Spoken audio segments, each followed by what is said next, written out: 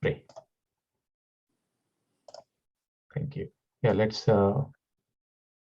turn our Bibles to Matthew chapter 7 and we'll read verse 13 and 14.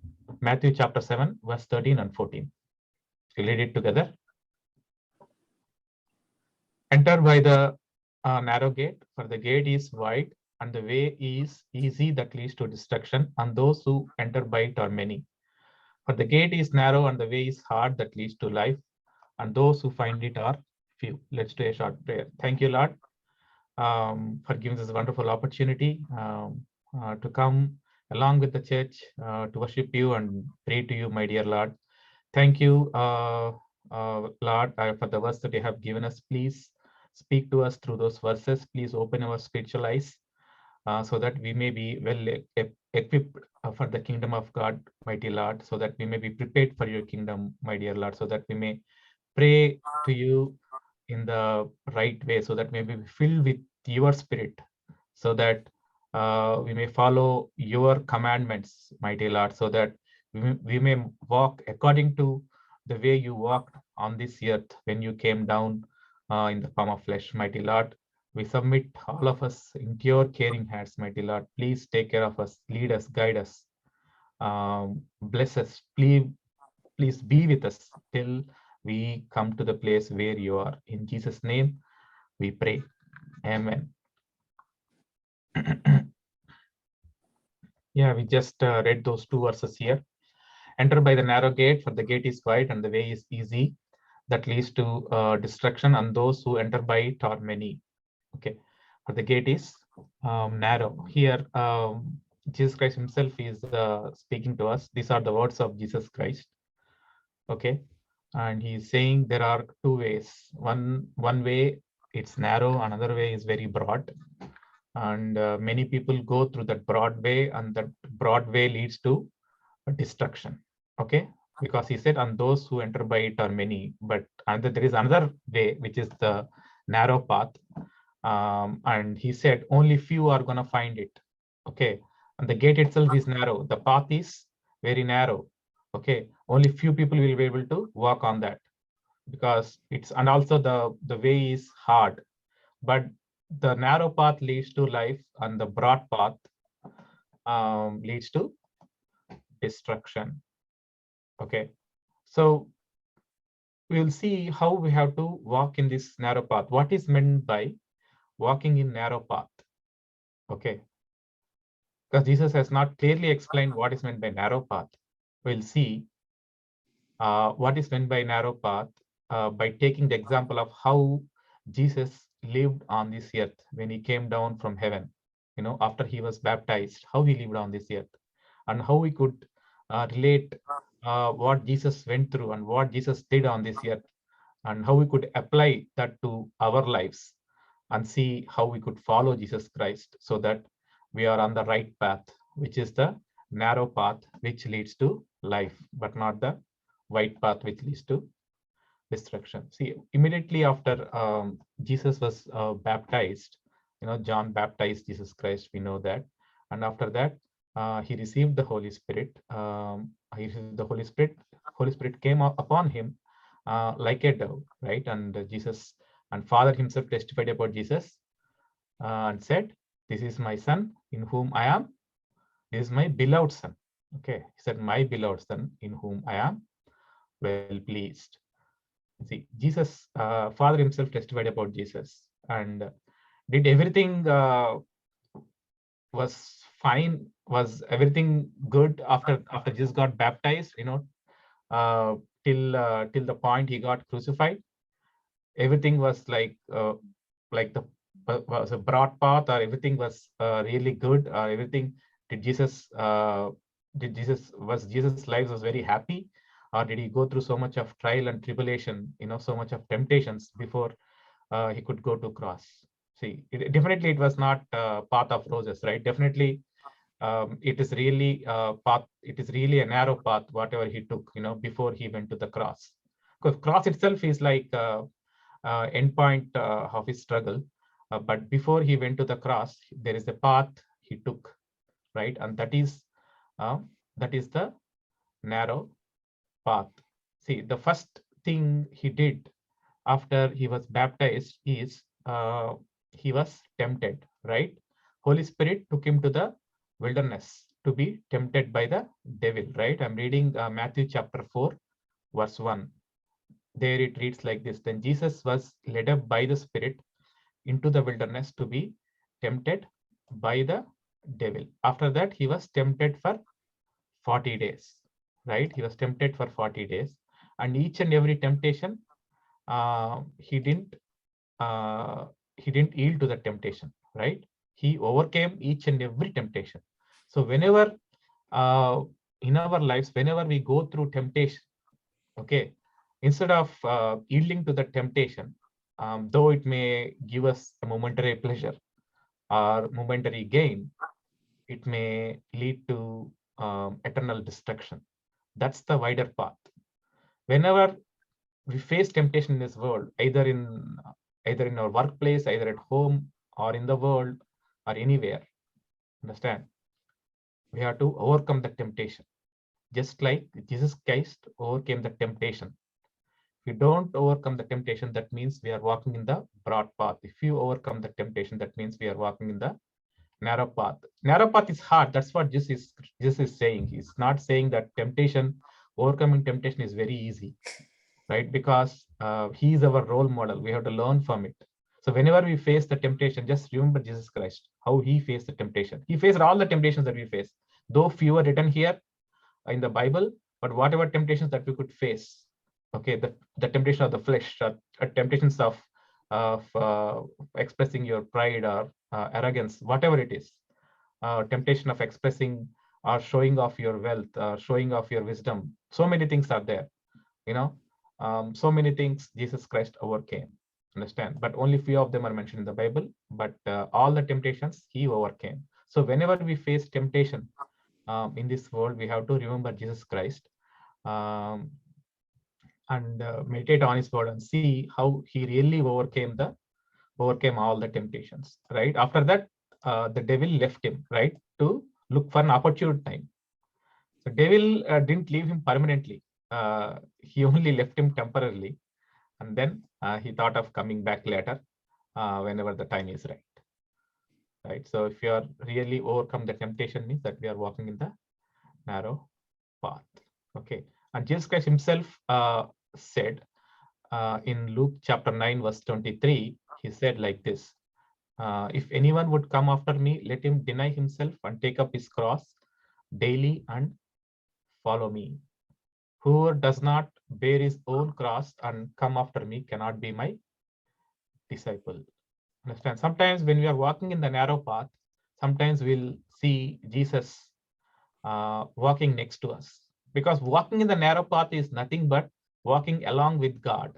We are walking with God, basically. Understand? You know that Enoch walked with God, right? And God took him. Right? So what is that walking? Noah walked with God, right? Abraham walked with God. He was called as friend of God. So whenever we are walking in narrow path, that means we are walking with God. When you're walking with God, we'll see all the things that Jesus Christ did next to us. Sometimes we may see Jesus Christ getting tempted, right? And we'll see the same thing happening to us because we are walking with God. Whatever that God experienced, we'll also experience because we are walking parallelly, right? If two people are going next to each other, people could relate. One person relate his things or whatever that happened in his life relate to that person, right? And that person relate to the other person, right? They will share so many things. They will talk to each other. Similarly, when you're walking on the narrow path, sometimes we may see Jesus Christ getting tempted. So we'll also be tempted. Sometimes we'll see Jesus Christ carrying his cross, right? And we must also carry the cross, just like Jesus Christ carried his cross. So that's the reason Jesus Christ is saying, if anyone would come after me, let him deny himself and take up his cross daily and follow me. Whoever does not bear his own cross and come after me cannot be my disciple. So if we don't bear our own cross, we cannot be disciple because we are followers of Jesus Christ. Understand? That's the reason Jesus Jesus knows that we have to carry the cross. That's the reason he chose, um, a man of Cyrene. God chose that. God allowed that person, other person, to carry the cross of Jesus Christ because he wants to set an example for us. Right? I'm reading Matthew 27, 32, verse 32. As they went out, they found a man of Cyrene, Simon by name. They compelled this man to carry his cross. See, Jesus Christ can carry the cross. It's not a problem at all. But God allowed a person by name Cyrene to carry his cross to show us that we should also carry the cross, just like Jesus carried the cross. He's setting an example there. Understand? So sometimes we will see Jesus next to us, but carrying his cross. Understand? Sometimes we may also face humiliation in the narrow path. Okay, we may face humiliation in many places, in office or home or any place outside. At that time, we may see Jesus next to us getting humiliated. Okay, walking with God, we are still walking on the narrow path. We are still with God. God is still walking next to you, but still we will face humiliation, just like Jesus faced humiliation. Okay, how Jesus faced humiliation, we all know that, right? I'm reading Matthew chapter 27, verse 28. It is like this: and they stripped him and put a scarlet robe on him, and twisting together a crown of thorns, they put it on his head and put a reed in his right hand, and kneeling before him, they mocked him, saying, "Hail, King of the Jews!" And they spit on him and took the reed and struck him on the head. See, they stripped him, they put a crown of thorns upon his head, okay, and they hit him, and they spit on him, and they spat on him, and they struck him with reed, and they mocked him. See, he went through so much of humiliation and shame, but he knows that what's the outcome of that. He's all facing this just for us. Sometimes while walking along with God, we may have to face humiliation, not because of our own sins, but if you are running for God or walking with God, then we may have to face the humiliation because you are so close to God. Because Satan will do so many things, to humiliate you, so that to bring you down spiritually, or to take you away from God. See, even after I'm see, you will think that I'm leading a holy life. I'm doing all the things that God has told me. I'm worshiping God. I'm going to the church, but still I face this problem. So Satan will spoil your mind, thinking that God didn't help you. God didn't prevent that situation. So you may think that God is not really helping you. So that's the kind of situation Satan will take you through. But Jesus Christ also, this is not any surprise. It's not a surprise. But Jesus Christ just walking to you at the time when you are getting humiliated, Jesus Christ is also getting humiliated. Understand? Please remember that we are not the only ones you are getting humiliated, but whoever is walking next to you, God himself is getting humiliated. Please understand that. Understand? So when you're walking along with Jesus, sometimes we may be humiliated, just like Jesus got humiliated. Understand? Sometimes when you're walking along with God, when you're walking in the narrow path, some people may give false witness against you, right? Even then he was silent, right? But because he knows what's the outcome, because he knows that God is with him, he will take care of him. Okay, whatever that's going to happen is only momentary, right? God is going to give him glory. He's going to restore all that he lost. He's going to, for humiliation, he's going to give him double honor. He's going to give him glory later. He knows all those things. So similarly, whenever we face any false witness against us or humiliation, we have to remember that our reward is going to be great. Okay, we're going to receive glory, manifold blessings, manifold exaltation, that comes from God instead of this humiliation and false witness. Understand? So we'll see how Jesus Christ faced that the false witness.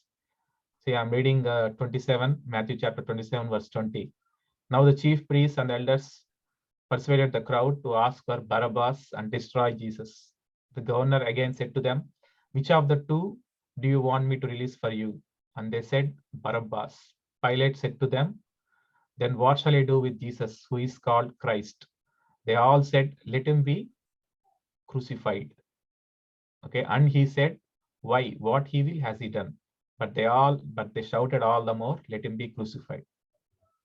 See, though they know that he is Christ, he is a prophet, what people said, let him be crucified.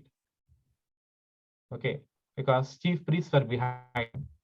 They all gave a false witness against Jesus Christ. And that's the reason he was crucified. Okay. Sometimes, yeah. So whenever we face that false witness against us, please remember that Jesus Christ also facing the same thing next to you. He's walking just next to you. Doesn't mean that he's not with you when you're facing the false witness. He is walking just next to you. He's also facing that same thing. But we have to remember that we're gonna be honored later. All the world is gonna be destroyed, but we are gonna be with God forever. Enjoying His goodness, enjoying His fellowship. His love, His glory. To eternity. Understand? That's what Jesus had in mind. That's the reason He faced all those things. He sincerely faced it. He had the strength to face them. Understand? So just like Jesus, we'll also face all these things when we are walking in the narrow path. Important thing is we have to pray, just like Jesus prayed. I'm reading Matthew chapter 14, verse 23. After he preached the crowds, he dismissed the crowds, right? And after he had dismissed the crowds, he went up to the mountain by himself to pray, right? And when evening came, he was there alone, right? And this happened when Jesus Christ walked on the water. Before he walked on the water, he would dismiss all his disciples in a boat, and he would go to the Mount of Olives probably, and there he prayed. And after that, he came on the water, walking on the water, right? So when we are on the narrow path, we have to pray just like Jesus prayed. Understand? Though he was God in flesh, though who created the whole universe, all the creation, okay, though he is the word of God, he still prayed, right? Though we are sons of God, though we are daughters and sons of God, it doesn't mean that we have to cease praying, right? Because we are saved, because Holy Spirit is in us, doesn't mean that we should not pray. But Jesus Christ himself prayed, right? That's what we have to learn from Jesus Christ. And after he had dismissed the crowds, he went up on the mountain by himself to pray. Even before the crucifixion, on the day before crucifixion, in the Garden of Gethsemane, what he did? I'm reading Matthew chapter 26, verse 36. Then Jesus went with him to a place called Gethsemane, and he said to his disciples, sit here while I go over there and pray. Okay, sit here while I go over there and pray, because he know that he's gonna face that severe pain next day. And he prayed to Jesus. Sorry, he prayed to the Father so that he could get that spiritual strength before he could face the crucifixion. Understand? So similarly, whenever we face that the painful situation, something is, that something bad is going to happen to you. You are very sure at that time.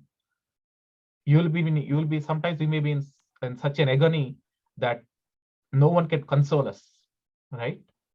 Tomorrow is going to happen to me. I know there will be situations like that. It doesn't mean that Jesus is not with you. It doesn't mean that God is not with you. It doesn't mean that God was not with Jesus Christ when he was facing that so much of pain before crucifixion. God was still with Jesus Christ, right?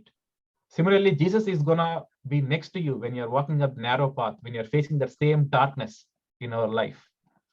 Because at the same time, he's also facing it, because you're just next to Jesus Christ. You're not away from him when you're facing the darkness, when you're facing that depression in your heart, in our heart. Understand? Sometimes we feel that all the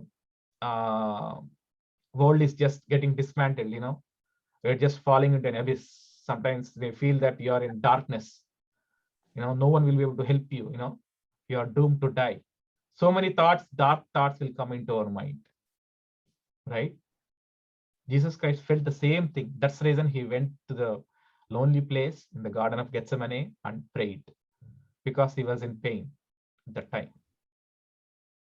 So similarly, we have to pray. We have to take the example of Jesus Christ, and we have to pray, and God will give us the strength.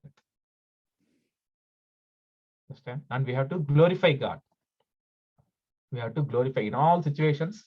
We have to bless God and glorify God. That's what Jesus said in John chapter 17, verse 4. I glorified you on earth, having accomplished the work that you gave me to do. So Jesus Christ glorified Father on earth. I'm reading John chapter 17, verse 4. I glorified you on earth, having accomplished the work that you gave me to do. In the narrow path, we have to glorify God, or we have to glorify Jesus Christ, because he is in heaven right now. Even in the heavenly prayer, Jesus said, then pray like this. I'm reading Matthew chapter 6, verse 9.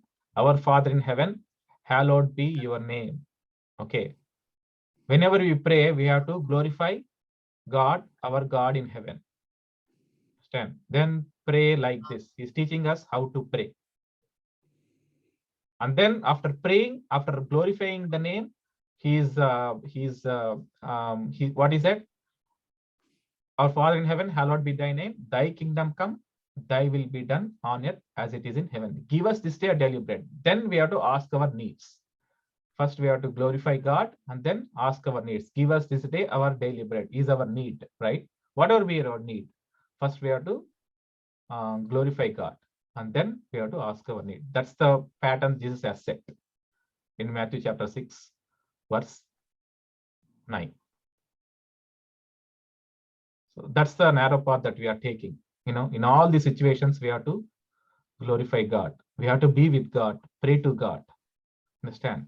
Instead of moving away from God, instead of having a second opinion about God, have a strong faith in all these situations. God is not gonna allow us to be tempted beyond what we could bear, right? We all know this verse. Jesus Christ could bear that cross. He knows, God knows that he could face the death. That's the reason he allowed it. If you're not able to bear it, he won't allow that. Okay. So when you are walking in the narrow path, we have to remember these things. We face humiliation, we face false witness. Sometimes we have to take up our cross, like going through some pain, maybe a disease, maybe joblessness, or maybe some immigration issue, or any other issue. You're taking up cross so that you are ready for the kingdom. That's it. But it's not permanent. It's only temporary. God allows that cross sometimes. Jesus Christ, God allowed the cross to be on Jesus Christ just for us. But he is allowing the cross upon us, not for others, but for our transformation sometimes. But it will only momentary. He is gonna,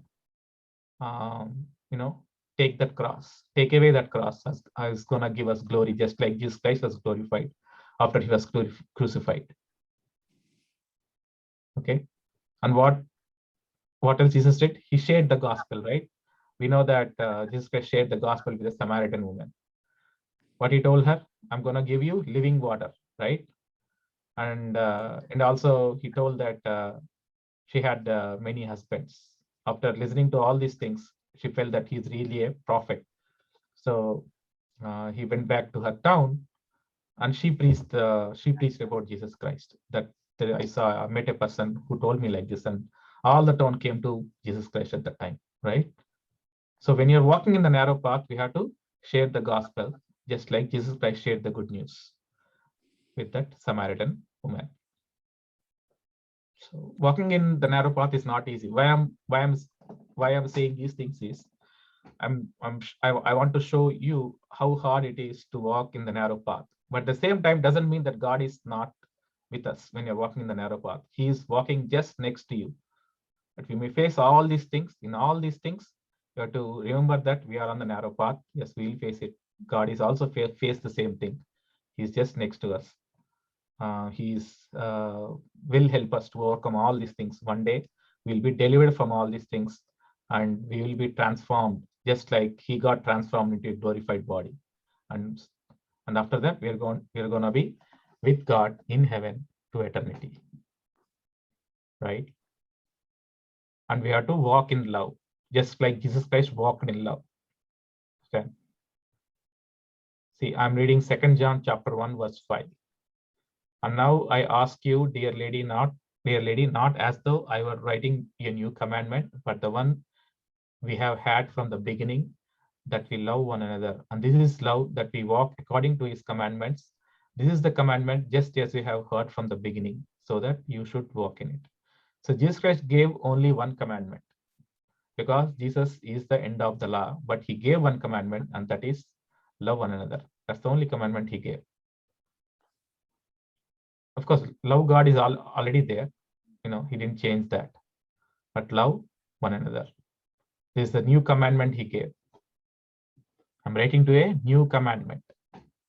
So when you're walking in this narrow path, we have to love one another, our spiritual brothers. Understand? Just as you have heard from the beginning, you're hearing from the beginning that you should walk in it. So that's a narrow path. See, Jesus loved his disciples, right? That's the reason he went to the cross. Jesus loved all of us. That's the reason he went to the cross. Okay. Except the crucifixion, to die for the sins of the old world, we'll face all those things, whatever Jesus faced in this life. Most of the things, I would say. But it's for our own benefit. Understand? But Jesus Christ died for everybody's benefit.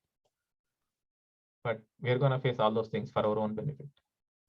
Sometimes world may exalt you, glorify you sometimes, because you did so many things. World may appreciate you, but don't be too joyous when world glorifies you. See how Jesus was glorified when on Palm Sunday, when he rode on a donkey to Jerusalem. What they said, I'm reading Matthew chapter 29 verse 1, 21 verse 9, sorry, Matthew chapter 21 verse 9. And the crowds that went before him and that followed him were shouting, Hosanna to the Son of David. Blessed is the one who comes in the name of the Lord. Hosanna in the highest. See, they're saying Hosanna to the Son of David. No, because you did so many things, because sometimes some person may be a good preacher or a good scientist or some good politician, or so many things. So world may praise you because of what you did. But don't be too joyous at that time. Understand? Don't get carried away, because there's gonna be a time where you're gonna the same world is gonna condemn us sometimes. Jesus faced that thing. Jesus was not too joyous. He knows what's in the heart of the people, what's gonna come next. Right? He was not too joyous at that time. Yeah, he just said, let it happen. That's it. Right? The same world may praise you once and condemn you at other time. So let us not be too joyous or too upset. When world condemns you, let us not be too upset. Sometimes people will be so much depressed if they face even a minor humiliation or minor condemnation or any negative thing that happens in their life. Don't get too upset or don't be too joyous. So, right? So what Jesus was condemned, right? What they said, people, the same people who said Hosanna to the Son of David, maybe same people who they said let him be crucified. See, the same mouth, glorified Jesus Christ, and the same mouth condemned Jesus Christ. So let us not be too joyous or too upset, just like Jesus Christ did. How he walked on this earth when he was there. That's how we have to walk in the narrow path. Jesus Christ is just gonna be next to us at that time. Sometimes, just like Jesus Christ got killed, we may also we may have to face death sometimes. See, all the apostles faced the death, right? After Jesus Christ left, it was not a bed of roses, or it was not path of roses for them, right? They have to go through so much of humiliation, so much of trials and tribulation. Most of the apostles were martyrs, I believe, except John, right? Sometimes world may kill us, but still Jesus Christ held on to his peace because he knows what's going to happen. But on the third day, what happened? He was resurrected, and no evil could touch him, and he sat at the right hand of God. So similarly, when you walk in the narrow path, we're gonna sit along with Jesus Christ on his throne. Just like Jesus Christ sat next to the Father, right hand of the Father, we're gonna sit on the throne of Jesus Christ, because Jesus Christ said, you're gonna sit on, whoever overcomes is gonna sit on my throne. So when you're walking in the narrow path, make sure we overcome these things. We may face these things. He said, you may face tribulation, right? Jesus Christ never said, you will never face tribulation. Jesus Christ said, we will face tribulation, but take heart, I have overcome the world. Okay, so we will be resurrected just like Jesus Christ got resurrected, and we will have glorified body so that we could live an eternal life with God, enjoying his fellowship, enjoying his love, enjoying the pleasures, heavenly pleasures to eternity. Okay, all that is in the world is desires of the eyes, pride of life. Okay, that's it, right? And this is not from the Father, but from the world. The world with all these desires of the flesh, desires of the eyes, the pride of life are going to pass away, right? And the world is passing away along with its desires. But whoever does the will of God abides forever. Okay, so let us not walk with the world in the broad path, but let us walk along with the Lord in the narrow path that leads to life. Just like Enoch walked with God. Enoch walked on the narrow path. He didn't walk on the broad path. People who all walked on the broad path, or perished in the flood. But Enoch walked on the narrow path. I'm reading Genesis chapter 5, verse 22. Genesis chapter 5, verse 22. Enoch walked with God, and he fathered Methuselah 300 years and had other sons and daughters. Thus all the days of Enoch were 365 years. Enoch walked with God, and he was not, and for God took him. If God wants us to take to heaven, then we have to walk on the narrow path, or we have to walk with God just like Enoch walked with God. So now let us enter into prayer as part of walking with the Lord on the narrow path. Praying is walking with the Lord on the narrow path. That's what we saw. May God bless His word. Thank you.